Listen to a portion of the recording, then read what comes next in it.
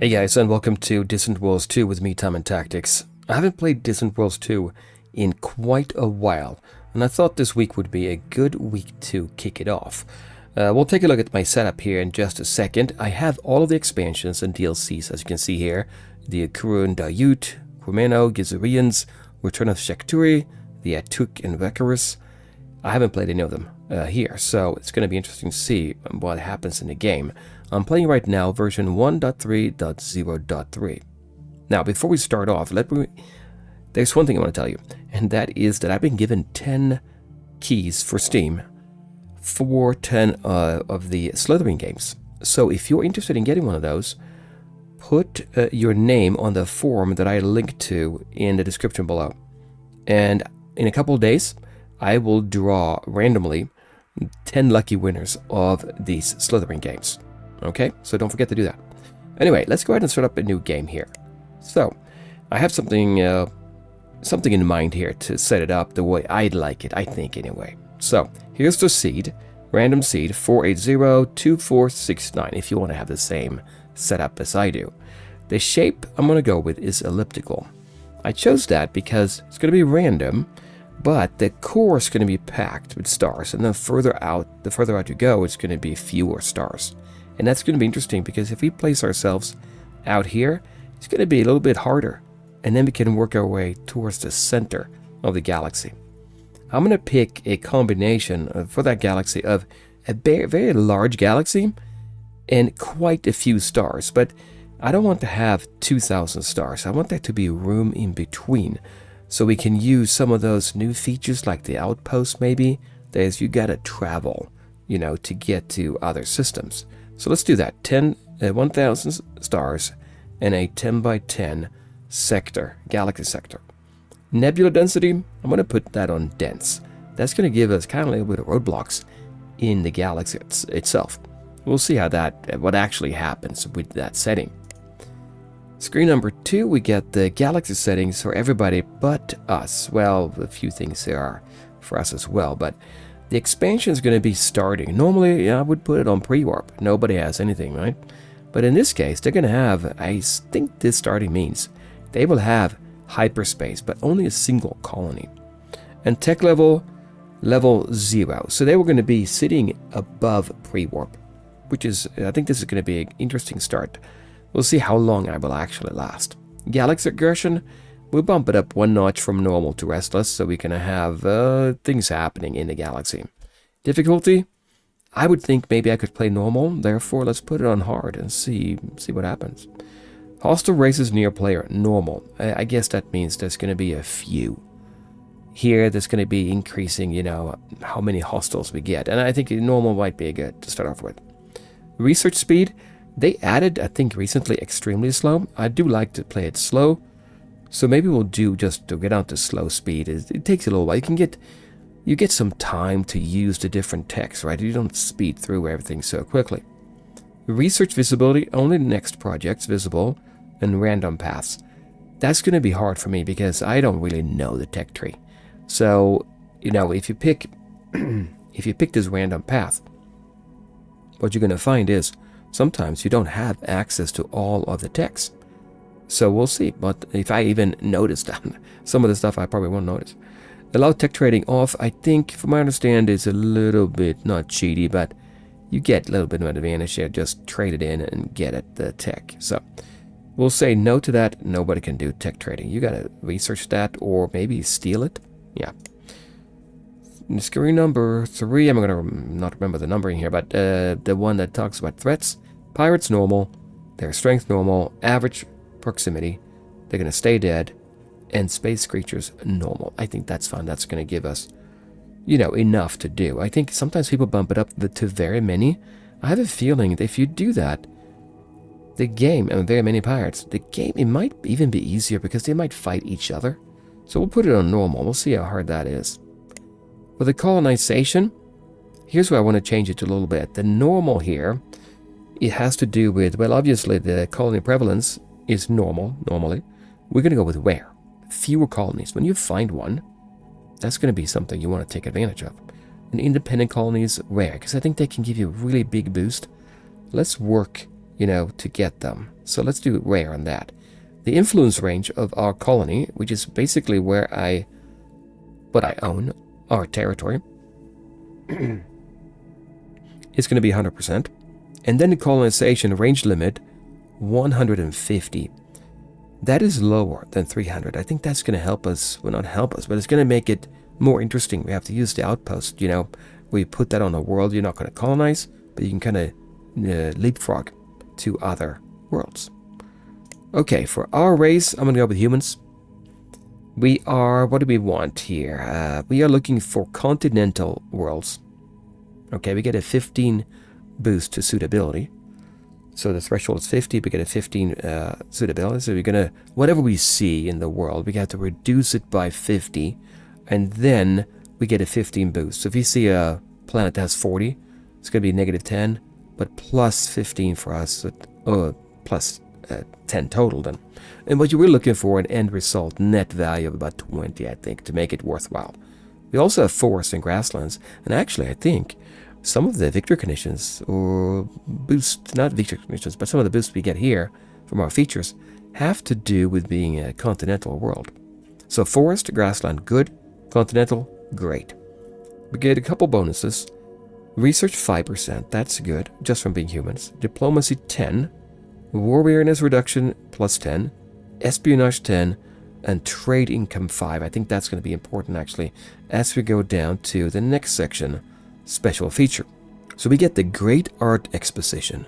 When we sign a free trade agreement or build a new resort base, we obtain a 2-year boost to trade and tourism income throughout our empire, along with a boost to colony income and tourism for the colony where the Great Art Exposition is held. We can't do this more than every 5 years.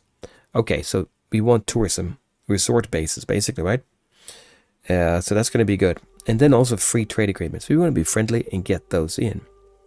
We have Hero of the Hour. When war is declared on us, we choose either a new admiral or a new general with 2 positive traits. Okay, that's good.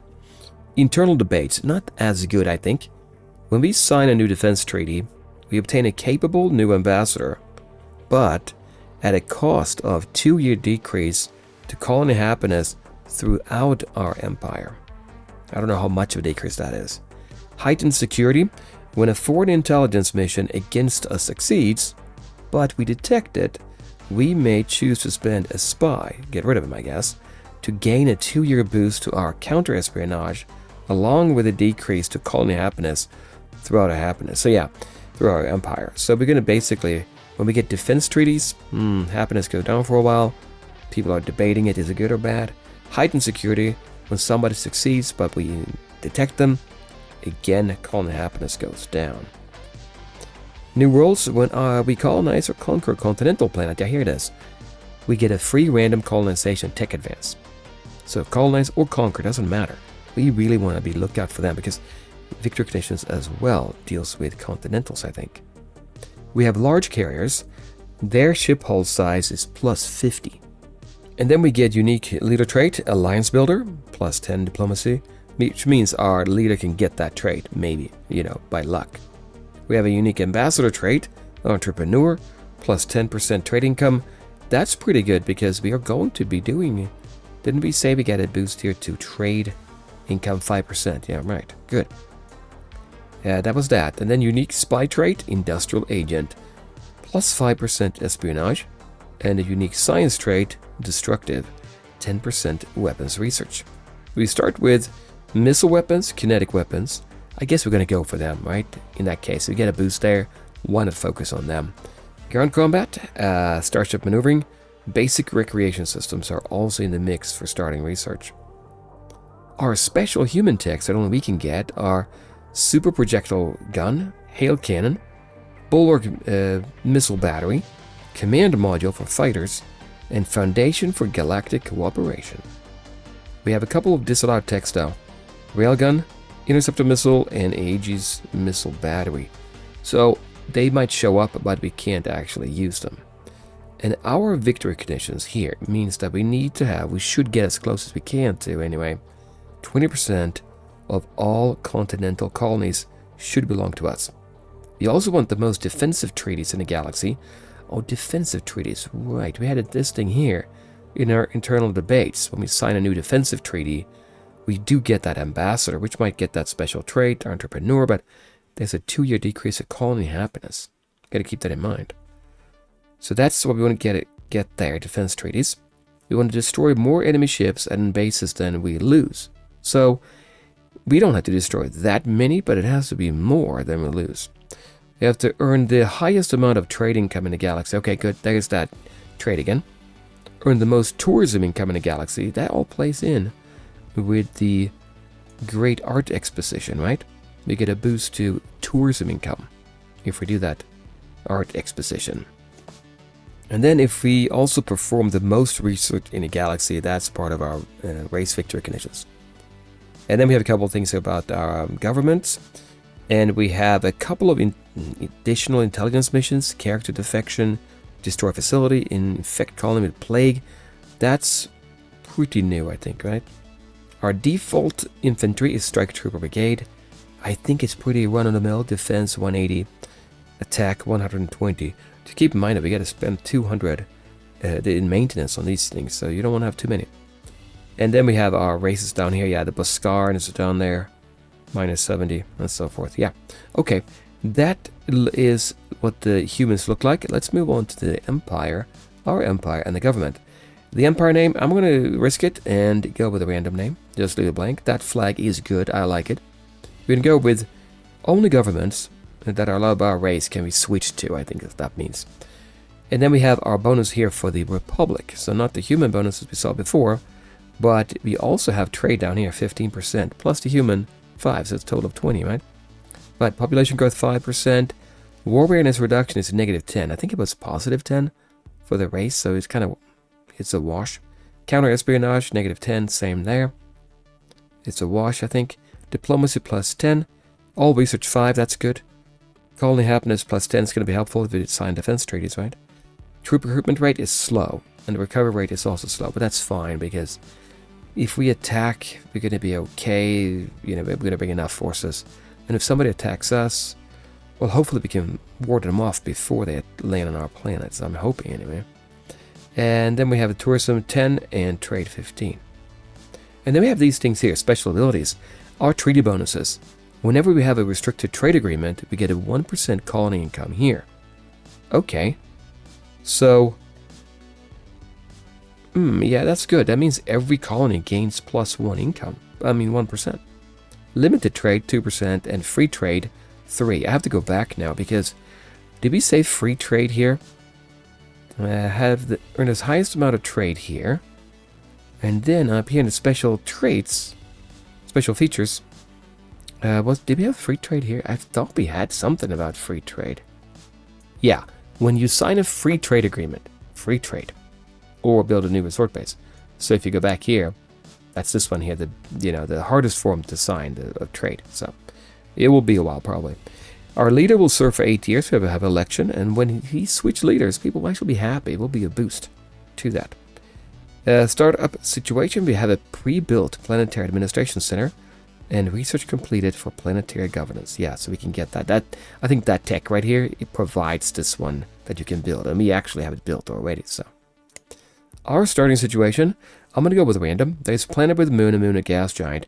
I think the one where you get like a asteroid belt around your planet is good, but if we get the moon and a gas giant, so be it, right? Home system, I'm going to put it on trying. That means we're not going to necessarily have everything we need. If you do normal, would be pretty good start for sure. So I'm not going to go with harsh.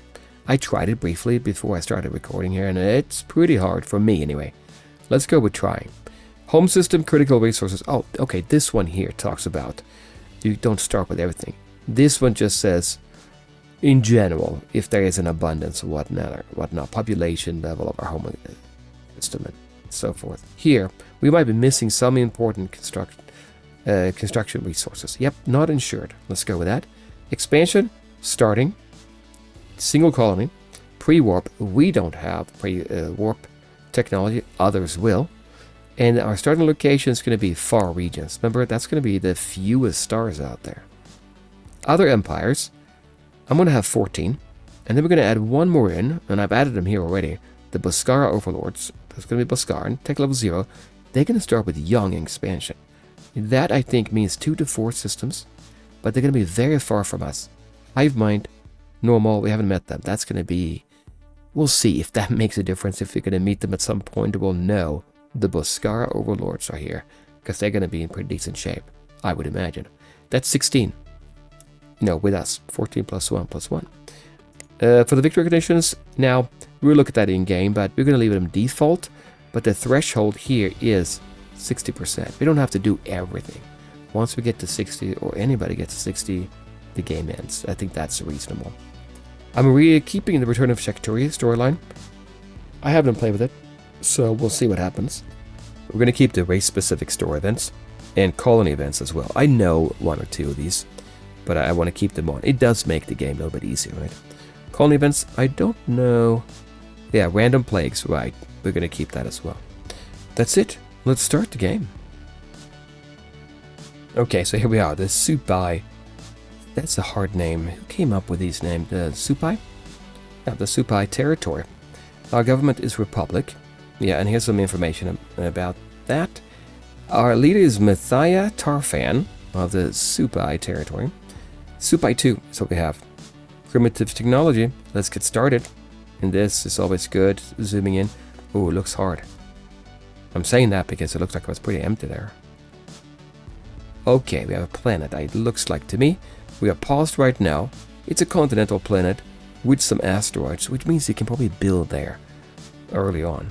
It is right now January 10th, the year 2754. We have money on hand. Let's take a look at our situation. I know we have a planet, Supai 2. And then there is a moon, Gaiko, rocky metallic moon, and you're not going to be able to populate that, obviously. But that's our location. In game terms, they call this a location. Zooming out, there is the star, Supai. And there are a few stars here. It's not a huge system, but there is some here. I do see something here. There are unknown ships here. Are these pirates? I have to assume they are. Let's see what happens. Let's look at our planets to hear what we have. It's a rocky asteroid over here. Supai 6, ice tundra. There's a gas giant. That's good because we can probably find Caslon, which is the fuel of this game. We have Supai 4, rocky ice planet. We have Supai 3, rocky silicone planet.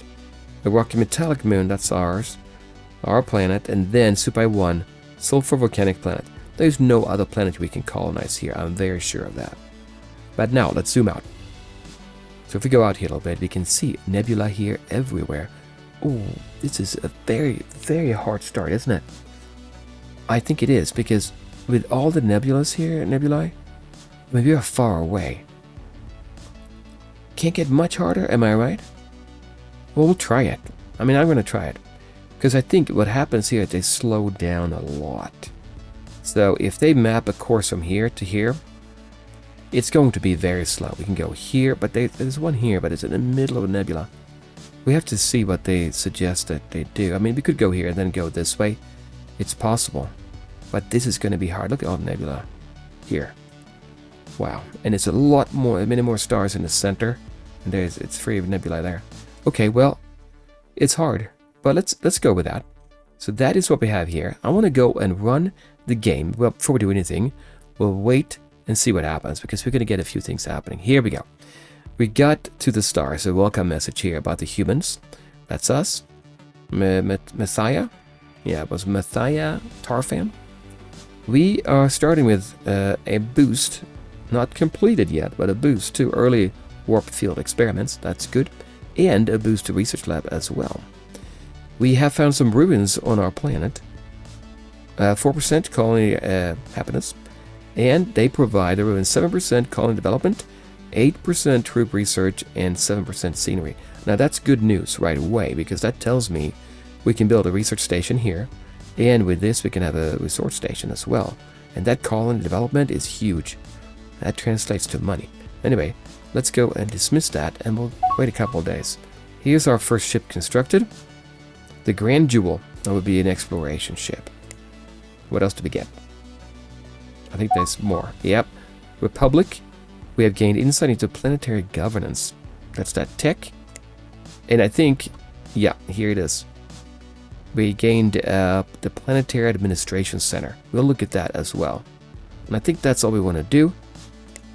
So that's about 5 days. Let's go ahead and stop here. I think we're ready now. Kind of wasted 5 days, but that's fine. I want to get the game going a little bit. Now, before we do anything else, should we zoom in onto our planet then and see what we have here? We can't really yet look at how we're doing as far as development, because if you look at that hub, that thing that's hovering, it says at the end, plus 56% from resources shrinking. That's some boost we got at the beginning from luxury resources. It's going to go away. But we have other items as well there. 12% it says. So if you look here, location bonuses, 12% colony development. That's those ancient human city ruins, and a planetary administration center. 12%. That's actually pretty decent. Okay, so we have to look at the planet, I think, a little bit later. Right now, we are building the Pristine Obsession and a Roaming Pride mining ship. We'll maybe think about how we're going to organize this a little bit. I think we want to get like a small base set up there, space base here, and a research station to take advantage of that before we do much else.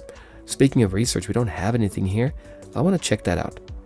So, as we said, it's random plus, well, somewhat random anyway, and we can't see more than one level ahead.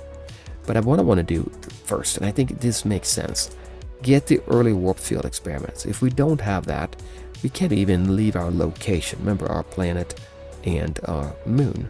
Let's select that right away. It's number 1 on the list. And we may want to spend another, what is it, 3750 to make sure we don't go backwards. There's not like a big problem with it. So if I select this one here and spend that much money, now we cannot lose some of that research in a bad accident or anything. And it's going to be faster as well. Okay, good. So we're done with that. Then scrolling down here, I know there is research here. Yeah, right down here under research, getting the regular research lab, I feel is important. That's going to speed up all of this here. We have to reserve a little bit of credits and steel, polymer, and silicone. Remember, we have a system where we may not be in great shape, be it being trying, but I'm going to go ahead and say that we're going to take that. Then from there on, well, I'm debating. Remember, we can get plagues. The plagues can happen. Plus, well, with plagues, you can have a medical system on your space station, and that would help you mitigate that. But it also gives you, I think, more income, actually. If I schedule that next, doesn't cost anything level 1 here to do. And then after that, we probably want to see if we can get improved escorts. Yeah, these maybe. But we don't have it with any weapons. They're quite bad. Do we want to get some defensive mechanisms like armor or energy deflectors? Maybe we'll schedule those two. Then we'll go down to not this one, but the improved escorts there. We'll pay for that as well. We can organize these how we want. We can move them up and down, but just to get something out there. That makes me think, by the way, if we wanted to get, I don't really know where they are, but the resort base, it's not there. There. Yeah, there it is. That would be good. We can put it on Supai 2, our planet. We could do that. Okay, let's go down. Was there anything else I want to do down here? I don't think. Oh, yeah. The planetary governance. That's the one we got. Remember that? If you look at this one, maintenance 500 credits per year. That's quite a bit that we have to pay for. So, well, we have it now by default. So, and here's, by the way, I noticed just now, the Foundation for Galactic Cooperation. Okay. We can improve this later on as well. Here. Okay, that's good for that. Now, let's take a look at, if you go over here to the Supai territory, we can go down and look at our starting government. We already saw this here. They're just sitting here as well. But later on, we want to look at our economy once that gets going a little bit, because the numbers here are not reflective of what we actually make, because we have those extra resources at the beginning that's keeping development high. Means we can have high taxes, so we get kind of a little bit of an unfair advantage there. Not unfair, but a little bit of an advantage initially. It's going to drop eventually. And then we can also go look here at what we're going to spend our money on as the time goes on there. But before we do anything else, what I want to do here is I want to start by looking at ship designs. And there's going to be a bunch here. What I have done, if I select all of them and say delete Yep, we're going to delete them. And then anything that's left, can't delete the ones you have actually ships. We'll say mark as obsolete. And then instead, we go to load designs. And I have set something up here. If I select them here and load that. Now, if we look at these, I have already set up a number of basic ships that I want to have in system, ready to go. And there are these here. There's no military ships here because we can't really build any that has any, any kind of weapons, armor, or shields, anything like that. So let's do that. Let's design those ships once we get some of that research, right? I think that works. So we'll keep these here. We'll get into them and look at them later. But it's enough to say here that we have a small spaceport and a research station. So what I'll do is probably I'll set one up here and get that started. But let's go ahead and maybe we'll do that next time. This was just the introduction. Don't forget now, if you want to be eligible to get one of those games, fill out that form. And then in a couple days, in the next episode here probably, I will announce who won. And I'll send your game code to you then. Okay guys, I'll see you next time. Bye.